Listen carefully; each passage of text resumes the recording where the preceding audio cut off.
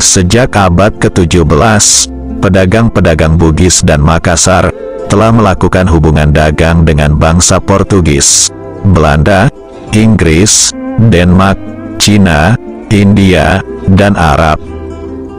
Mereka melakukan transaksi di pelabuhan Sombaopu dalam wilayah kerajaan Goa, di mana pada masa itu Sombaopu merupakan pelabuhan tersibuk di wilayah Indonesia Timur. Pelabuhan Sombaopu memiliki posisi yang strategis dalam jalur perdagangan internasional, tempat persinggahan kapal-kapal dagang dari timur ke barat, atau sebaliknya. Komoditi perdagangan didatangkan oleh pedagang Bugis dan Makassar ke Bandar Sombaopu untuk memenuhi kebutuhan bagi pedagang asing yang secara rutin datang ke Bandar Sombaopu. Tersedianya berbagai komoditi perdagangan di Bandar Sombaopu, sehingga kerajaan Goa memperoleh banyak keuntungan dari pajak perdagangan dikenakan setiap pedagang yang melakukan transaksi di Bandar Sombaopu. Keberhasilan Bandar Sombaopu dalam jaringan perdagangan menjadi incaran VOC Belanda untuk menerapkan monopoli perdagangan. Oleh sebab itu, pada tahun 1666, VOC Belanda merebut Bandar Sombaopu dan memaksa Raja Goa Sultan Hasanuddin menandatangani Perjanjian Bongaya tahun 1667. Perjanjian Bongaya merugikan kerajaan Goa. Pedagang luar negeri, selain bangsa Belanda, dilarang memasuki Bandar Sombaopu. Kebijakan pelarangan tersebut membuat pedagang-pedagang Bugis mengalami kerugian besar, karena pedagang luar negeri telah menjadi mitra dagang mereka selama ini. Kendati pedagang-pedagang Bugis masih diizinkan bertransaksi di Bandar Sombaopu, namun dikenakan pajak yang tinggi, dan tidak boleh membawa kapal ukuran besar. Akhirnya perdagangan di Bandar Sombaopu mengalami kemunduran dan kerugian besar. Kerugian itu juga dirasakan pedagang Bugis dari Bone, Wajo, dan Sopeng. Salah seorang pedagang Bugis yang terkenal waktu itu adalah Lamohang Daeng Mangkona dari Peneki, daerah Wajo. Ia kemudian mengajak rekan-rekannya dari Bone dan Sopeng mencari tempat yang aman untuk berdagang. Salah satu daerah tujuan adalah Kalimantan Timur, yang relatif dekat dengan Sulawesi. Pada bulan April tahun 1668, ketika muson timur telah tiba, Lamohang Daeng Mangkona bersama rombongan bertolak dari pelabuhan Parepare menuju Kalimantan Timur. Dahulu, apabila orang Bugis hendak merantau ke arah barat, ia harus menunggu datangnya muson timur. Pada muson timur, angin bertiup dari timur ke barat, yang berlangsung dari bulan April sampai Oktober. Hal ini dilakukan untuk menghindari perahunya tidak berhadapan angin kencang dan gelombang laut yang besar. Begitu pula ketika hendak matanaugi atau pulang kampung, ia harus menunggu datangnya muson barat. Pada muson barat, angin bertiup dari barat ke timur, yang berlangsung dari bulan Oktober sampai April. Akhirnya Lamohang Daeng Mangkona tiba dengan selamat di Desa Kutai Lama, Kecamatan Anggana, Kabupaten Kutai Kartanegara, yang berbatasan dengan Samarinda sekarang ini. Kehadiran orang Bugis di Samarinda, Kutai Kartanegara, Kalimantan Timur, tercatat dalam dokumen Salasila Bugis Kutai. Riwayat itu termuat dalam sebuah penelitian yang bertajuk Enige Mededelingen Omtrent de Boginezen van Kutai, atau informasi tentang Bugis Kutai, yang ditulis seorang profesor geologi Belanda bernama Sol Chowaletrom. Migrasi Bugis berikutnya ke Samarinda, ketika Arum Palaka menghancurkan pusat pemerintahan kerajaan Wajo di Tosora pada tahun 1670. Dalam serangan itu, menewaskan Latenrilai Tosengeng, Raja Wajo ke-23, yang memerintah tahun 1658 sampai tahun 1670. Alasan penyerangan itu, lantaran Wajo mengkhianati perjanjian Telumpocoe, dan membantu Gowa melawan Bone, sewaktu Arum Palaka membebaskan orang Bone dan Sopeng, yang dipekerja paksakan oleh Gowa, dalam proyek penggalian parit di Makassar.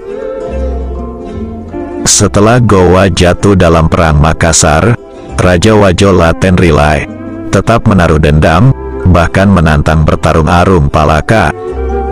Menyikapi hal itu, Arum Palaka berusaha memberi pengertian, "Kita sama-sama orang Bugis, tidak ada gunanya kalau saling bunuh.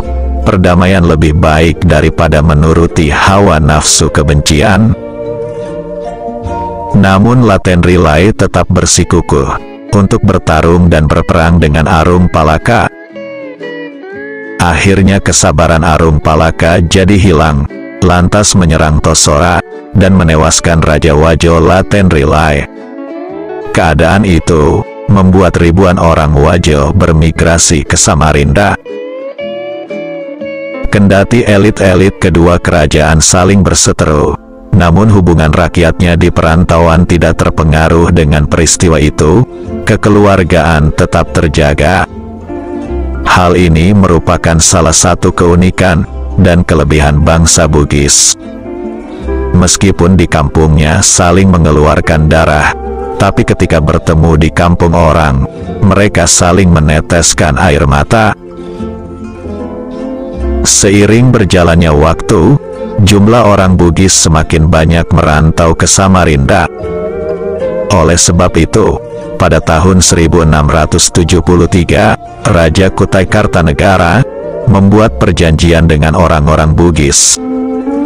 Dalam perjanjian itu, memberi kuasa kepada orang Bugis untuk memilih pemimpinnya sendiri. Pemberian kuasa itu termuat menjadi salah satu bagian yang tak terpisahkan dalam salasilah Kutai Bugis. Orang Bugis pun memilih Lamohang Daeng Mangkona sebagai pemimpin mereka, dengan jabatan yang disebut Puak Ado. Kasus hukum dan sosial yang terjadi pada orang-orang Bugis di Samarinda akan diserahkan penyelesaiannya kepada Puak Ado. Dokumen hasil pemilihan dan penetapan Lamohang Daeng Mangkona sebagai kepala suku atau Puak Ado selanjutnya diratifikasi atau disahkan oleh penguasa kerajaan Kutai Kartanegara. Jabatan Puak Ado tersebut berasal dari kata Puak Mado, artinya sekretaris atau wakil sulewatang di kerajaan Bugis. Dan penjabat Puak Ado ini biasanya berganti apabila yang bersangkutan mengundurkan diri atau meninggal dunia. Sehingga tidak heran, terdapat banyak orang Bugis pernah menjabat sebagai Puak Ado di perantauan. Lamohang Daeng Mangkona menjabat sebagai Puak Ado pertama di daerah Samarinda, yang memimpin sejak tahun 1673. Dengan demikian, orang-orang Bugis memiliki kedudukan penting dalam sejarah perjalanan kerajaan Kutai Kartanegara masa-masa selanjutnya.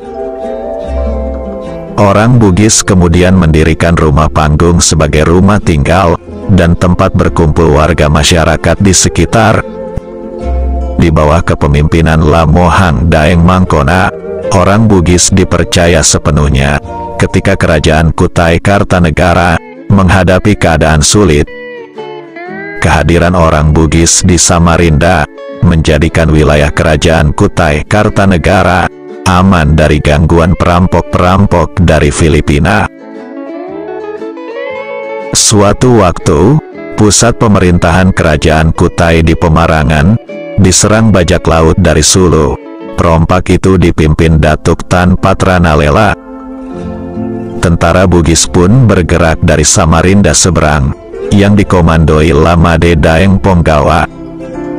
Pertempuran berlangsung dengan sengit di tepi Sungai Mahakam yang berlumpur. Pertempuran yang dimenangi tentara Bugis tersebut dikenal dengan Perang Bungka-Bungka. Dalam bahasa Bugis, Bungka-Bungka artinya berlumpur. John Dalton, petualang Inggris, yang melakukan perjalanan berkeliling Kutai. Dalam catatannya yang ditulis pada tahun 1828, menyebutkan Samarinda sebagai kampung utama orang-orang Bugis di Kutai. Orang-orang Bugis seperti memiliki kekuasaan lebih dibanding penduduk asli di Samarinda, karena mereka menguasai perdagangan garam, impor beras, rempah-rempah, kopi, tembakau, opium, porselen, kain, besi, dan senjata api. Kelurahan Bugis, Kecamatan Samarinda Kota, Kota Samarinda, Provinsi Kalimantan Timur, salah satu bukti keberadaan orang-orang Bugis di wilayah itu. Di masa sekarang orang-orang Bugis ditemukan hampir di seluruh negeri, begitu pula orang-orang Bugis di Samarinda dan sekitarnya. Mereka sebagian besar berasal dari Bone, Wajo, Sopeng, dan negeri Bugis lainnya. Biasanya mereka pulang kampung ketika ada hajatan keluarga, hari lebaran, bersilaturahim, sambil melampiaskan dendam kerinduannya. Demikian sejarah awal keberadaan Bugis di Samarinda sejak tahun 1668 yang dimotori Lamo Hang Daeng Mangkona. Beliau meninggal tahun 1705 dan makamnya terletak di Kecamatan Samarinda Seberang, Kota Samarinda, Kalimantan Timur.